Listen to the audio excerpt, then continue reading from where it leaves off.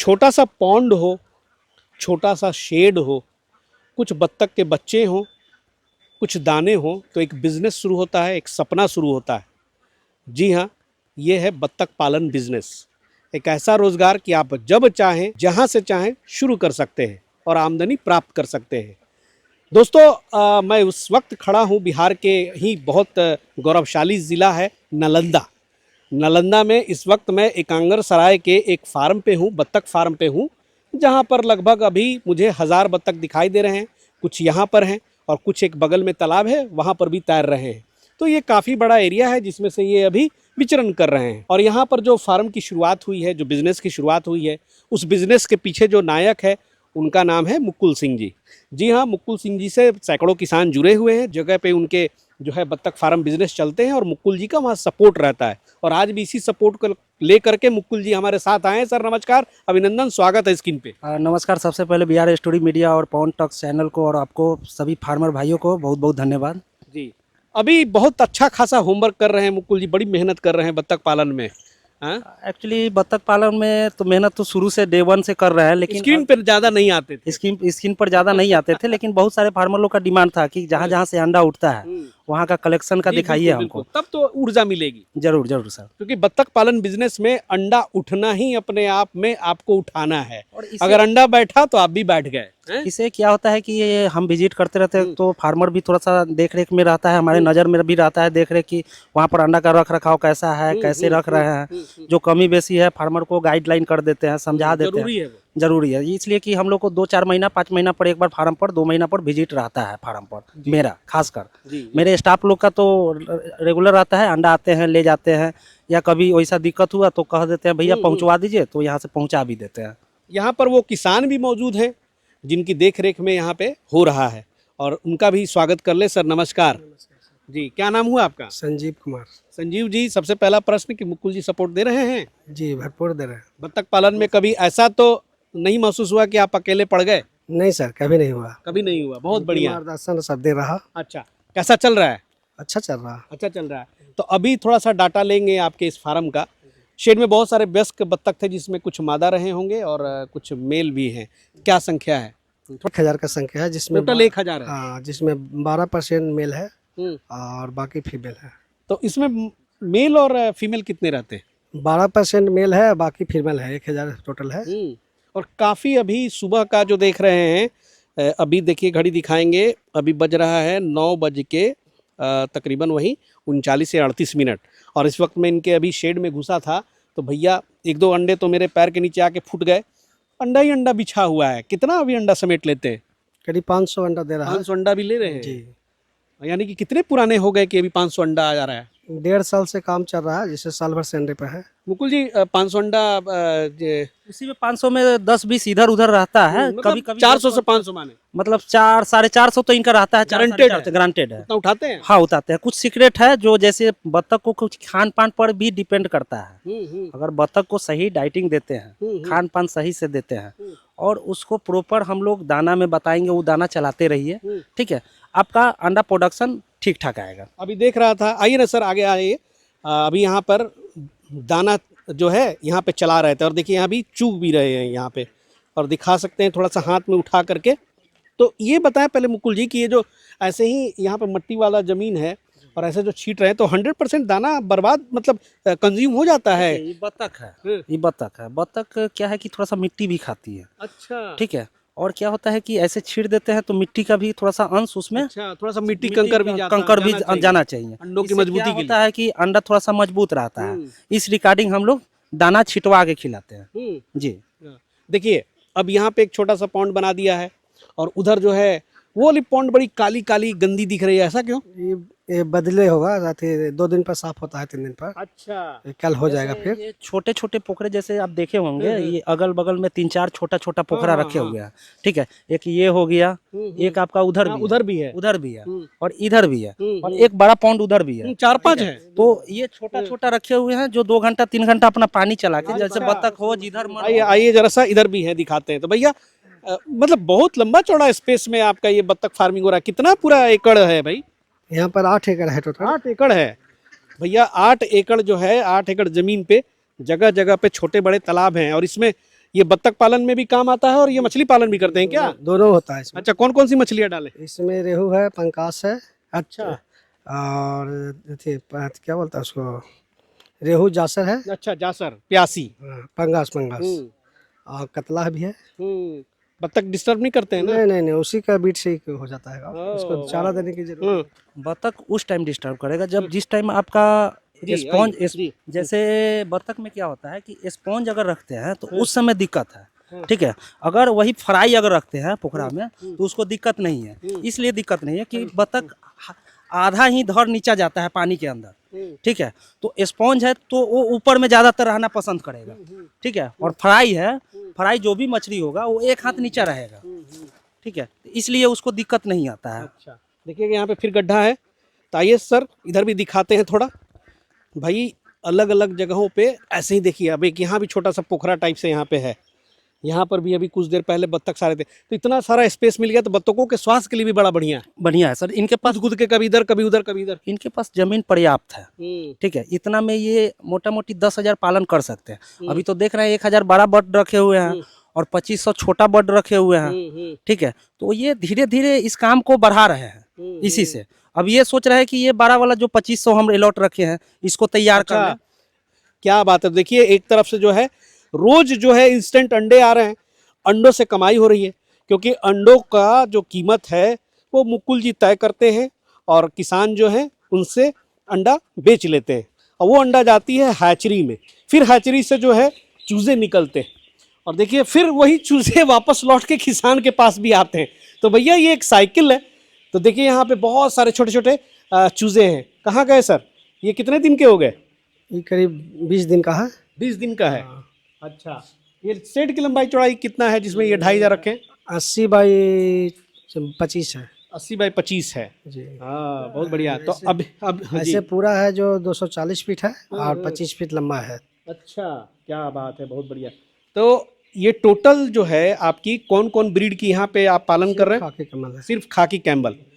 तो कुछ कुछ इंडियन रनर भी देख रहा हूँ। जैसे इंडिया रनर ये में शौक के लिए रखे हुए, जैसे व्हाइट बच्चा इनको शोभा हुआ फार्म उरम का मेन खाकी कैम्बल, मेन खाकी कंबल है। इसमें मतलब वही 10-20 बच्चा अंडों को लेकर के शौक से डाले हुए। देख सकते हैं इसमें सोनाली देसी मुर्गी भी रखे हुए हैं। अच्छा, वहाँ अंत में आइए है ना दिखाते हैं। जैसे बहुत सारे फार्मर लोग कहते हैं कि बत्तख के साथ साथ सोनाली देसी रख। आपने दिखाया भी था, जो रोसड़ा में इंजीनियर साहब का फार्म था भाई, वहाँ सोनाली भी था, देहाती भी था और बत्तख भी था।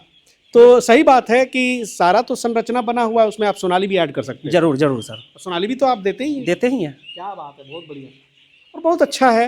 मतलब अच्छा लगता है कि जब इस तरह का व्यापार होता है और चलता है, साइकिल उसकी पूरी होती है, लगातार कोई रुकावट नहीं आता है, तो अगला को भी बहुत फ़ायदा होता है। और बत्तख पालन में यही चीज़ें ज़रूरी है।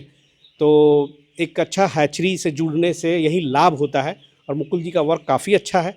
मैं तो अभी इनके साथ इसीलिए निकल ही रहा हूँ कि तरह तरह के जो किसान हैं कैसे ग्राउंड पर वो कर रहे हैं उसको आपको दिखाऊं। तो एक शेड सर ने यहाँ बना लिया है, इसमें छोटे बच्चे रखते हैं।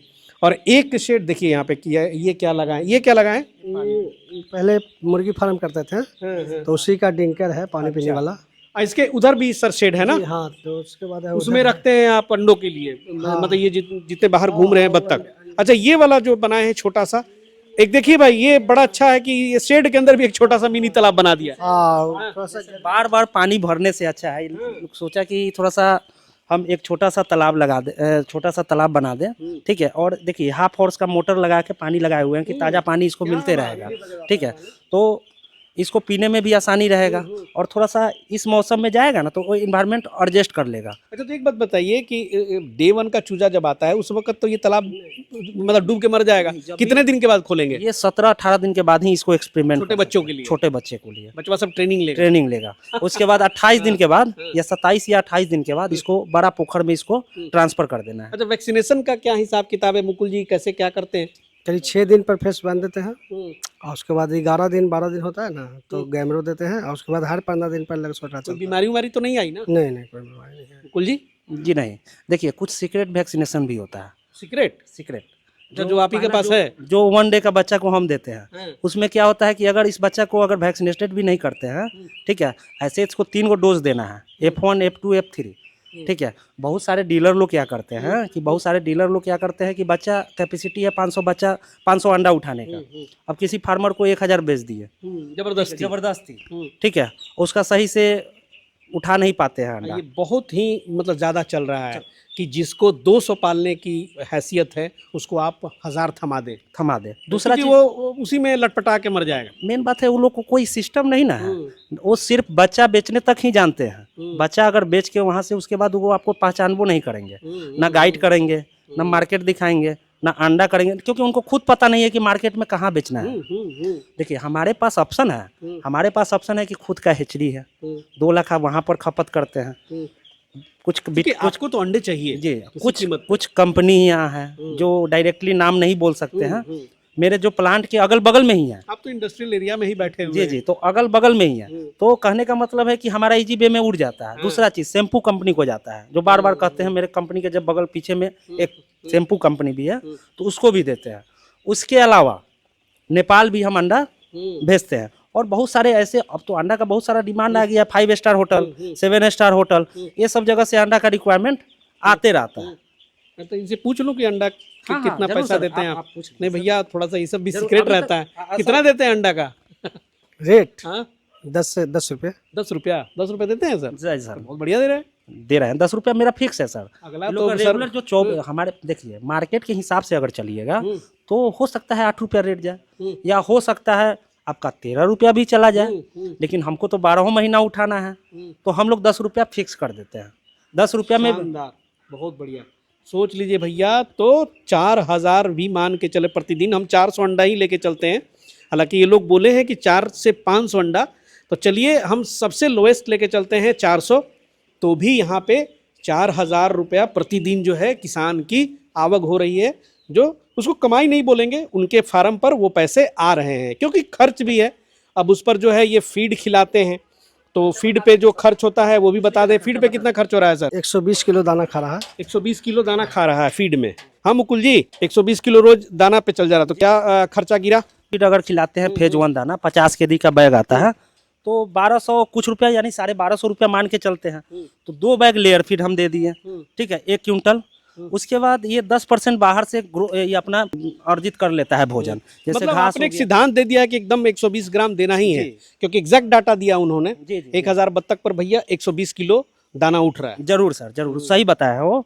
120 मतलब वो तो 20% 10% आपका बाहर से फीड ग्रोथ करेगा।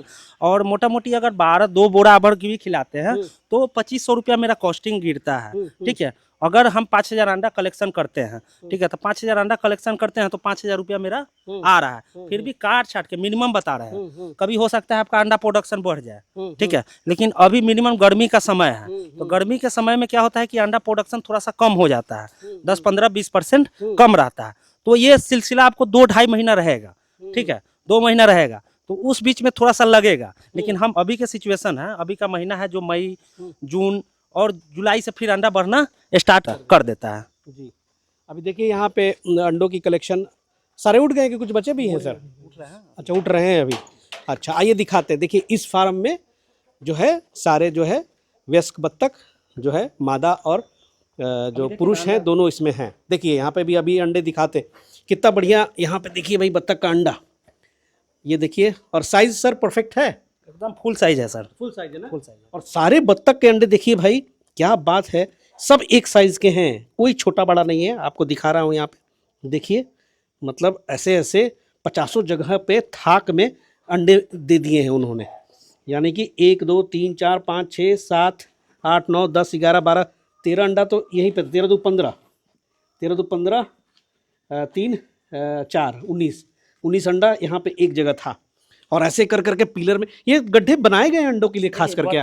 बतख क्या करती है कि अपना जैसे इसको तो बच्चा समझती है, ठीक है, तो अच्छा। इसको अपना संभाल के, मतलब इसको क्या करती सेता है, बचा के सेती है रखता है, सेवती है, ठीक है, तो वो बचा के अंडा रखती है सेपरेट में कि बच्चा अंडा को कोई दिक्कत ना हो। देख सकते हैं ये कितना, हाँ, पूरा जहाँ भी देख रहा हूँ, और मुझे दिखा कि पंख भी ऊपर से अंडा को कोई दिक्कत ना हो। बहुत सेफ यहाँ पे देख सकते हैं। बहुत सारे अंडे भी तो अब देखिए यहाँ पे दिखाएंगे जरा, देखिए यहाँ पे कैसे कितना अच्छा से यहाँ पे गड्ढे में अंडे पड़े हुए हैं। यहाँ भी दिखाइए, देखिए, ये देखिए यहाँ पे एक जगह आपको 20 अंडे कर करके ऐसे और यहाँ कुछ ट्रे में कलेक्शन भी अभी चल रहा है। तो भाई बहुत बढ़िया है। गांव में स्वरोजगार के लिए मुझे लगता है कि बत्तख पालन का अब जो क्रेज़ है वो धीरे धीरे बढ़ रहा है। मुकुल जी जैसे लोग अगर ना हो तो बहुत सारा इस बत्तख पालन में ठगी का भी कार्यक्रम चलता है, बहुत सारा रायता फैलाया जाता है। मेन मकसद हो जाता है आपको बेवकूफ़ बना करके बच्चे सेल करना, जो कि मुझे लगता है कि आज 6 साल हो गए मुकुल जी को बत्तख पालन में, तो कम से कम ऐसी शिकायत सर आपकी तो मैंने नहीं देखी कि आपने जबरन किसी को पकड़ करके, किसी ने 500 मांगा हो, आपने कहा हो कि नहीं नहीं 1000 ले जाइए, 2000 ले जाइए, और आपने उतना ही दिया जितना वो किसान सक्षम है। तो ये एक बहुत अच्छी बात है। और बत्तख पालन में बिल्कुल जो है तुरंत बहुत बड़े स्तर पे मुझे लगता है कि नहीं शुरू करना चाहिए। कुछ बोल रहे हैं सर? आगे में बड़ा तालाब है, अच्छा, उसी में रह जाता है बचवा। हाँ उधर। अच्छा अच्छा, चलिए बहुत बढ़िया है।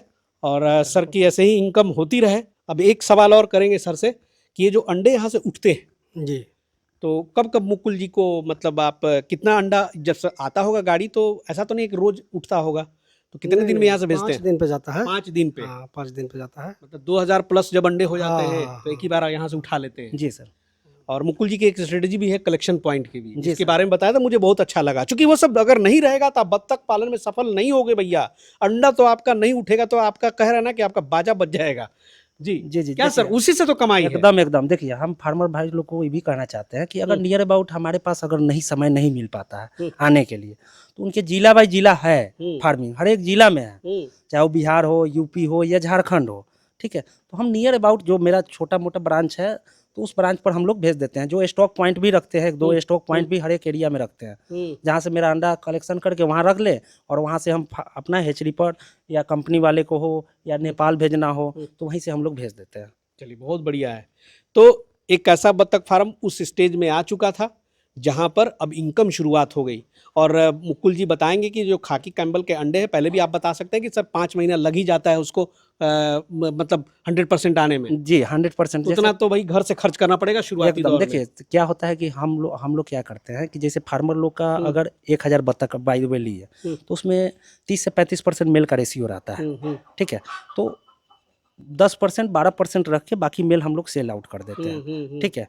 उसके बाद अच्छा मुकुल जी से एक सवाल पूछते हैं कि एक बार हमारे नए व्यूअर्स को बता दें कि जो खाकी कैम्बल के अंडे हैं वो एक साल में कितने आएंगे जब अंडे पे आती है? तो जैसा कि 5 महीना तो लग ही जाता है सर फुल फ्लेज अंडा आने में। जी जी, है ना? देखिए जी। खाकी कैम्बल साल जैसे आपको जैसे 1 डे का बच्चा हम ले गए तो 4.25 महीना तक पालना है हमको। 4.25 महीने के बाद एक अंडा आएगा, पहला अंडा स्टार्ट होगा, और 5 महीना जाते जाते वो फुल फ्लेज हो जाएगा, आगे चल के बढ़ता जाएगा। जैसे आज दिया एगो, कल हो सकता है 5 गो दे, उसके कल होके नेक्स्ट डे 10 हो जाए, ठीक है। ऐसे बढ़ता रेशियो बढ़ता चला जाएगा, और फुल फ्लेज आज जाते जाते 5 महीना होते होते फुल फ्लेज पर आ जाएगा। शुरुआत में मेल की संख्या ज्यादा होती है, बाद में कम कर देते हैं आप लोग? देखिए मेल का जनसंख्या हम लोग को जरूरत पड़ता है हैच के लिए भी, ठीक है।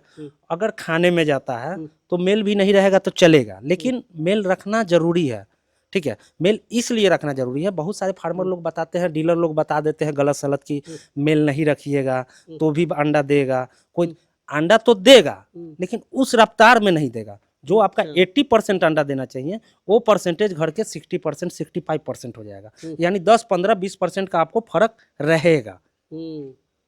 यानी कि अभी 12% है, तो शुरुआत में कितने परसेंट मेल लाए होंगे ये? इनका मेल टोटल मेल 35% मेल था। बाकी का मेल हम उठा लिए थे। बाकी मेल आप उठा लिए थे। वो मेल का क्या करते हैं आप? जैसे वो मेल को हम लोग कटिंग में भेजते हैं, जैसे अच्छा। कटर पॉइंट जैसे आपको असम बंगाल इस सब में खूब खाता है, फिर झारखंड हो गया, ठीक है, नेपाल हो गया, तो यहाँ पर अच्छा डिमांड है, डिमांड है वहाँ पे। अच्छा डिमांड, उसके भी अच्छी पैसे मिल जाते हैं। जी सर। क्या बात है भैया, बहुत बढ़िया है। चलिए अभी और आगे जाना है, मुकुल जी के साथ और विजिट करेंगे, और इसी तरह से जो रियलिस्टिक चीज़ें हैं, कैसे इनकम होता है, कैसे आप यहाँ पर सेटअप करते हैं। तो सेटअप करना बहुत आसान है भैया। पॉन्ड बहुत ज़रूरी है बत्तख के लिए, छोटे छोटे बना ले, कोई बहुत बड़ा तालाब जरूरी नहीं है सर, और चौर है तो बहुत बढ़िया।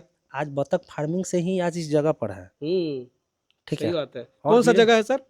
ये गांव हुआ तेल्हाड़ा, और एक अंगरसराय ब्लॉक में पड़ता है, इससे डिस्ट्रिक्ट नालंदा पड़ता है, और बिहार। डिस्टर्ब रहा है ये इलाका?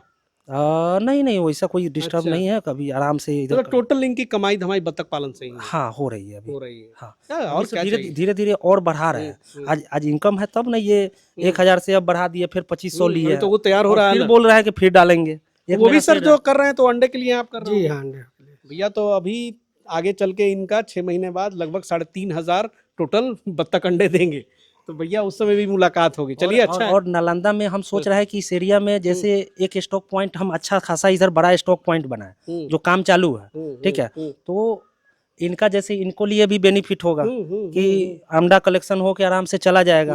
और अब सिस्टम क्या है कि 2 दिन पर अंडा, इसलिए गर्मी अभी टेम्परेचर ज़्यादा है, तो हम क्या करेंगे कि 2 दिन पर इनके यहाँ से अंडा कलेक्शन करके अपने यहाँ रखवा देंगे, यहाँ अगल बगल में, या हो सकता है इसी एरिया में स्टॉक पॉइंट हम खोल दें, ठीक है, तो एसी वगैरह लगा के यहाँ रख देंगे आराम से, तो अंडा भी आराम से सेफ रहेगा और हो सकता है 100, 150, 200 किलोमीटर तक का अंडा हम कलेक्शन कर लें। अंडों की क्वालिटी सर की बहुत अच्छी है, हैचेबिलिटी भी बहुत अच्छी है, तो भैया जितना अच्छा खिलाएंगे उतना अच्छा आपका होगा। बहुत बढ़िया है। और चलिए जब अगली बार आपकी वो भी अंडे पे आ जाएगी तो फिर हम लोग विजिट करेंगे, है ना? जरूर सर, जरूर। चलिए सर, बहुत अच्छा लगा मिल करके, और मुकुल जी बहुत बहुत धन्यवाद साथ आने के लिए। अगले एपिसोड में फिर किसी फार्मर से मिलते हैं, नए बत्तख पालन का किस्सा जो है वो लेकर के आएंगे। तब तक के लिए जय हिंद, जय भारत।